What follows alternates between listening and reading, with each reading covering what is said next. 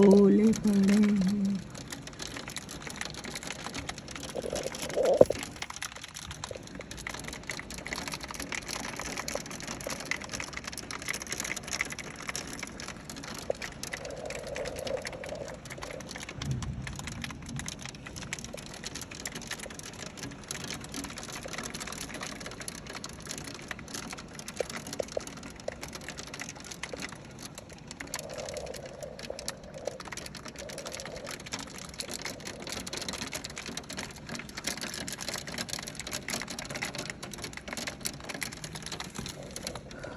हमारे यहाँ ओले पड़ रहे हैं।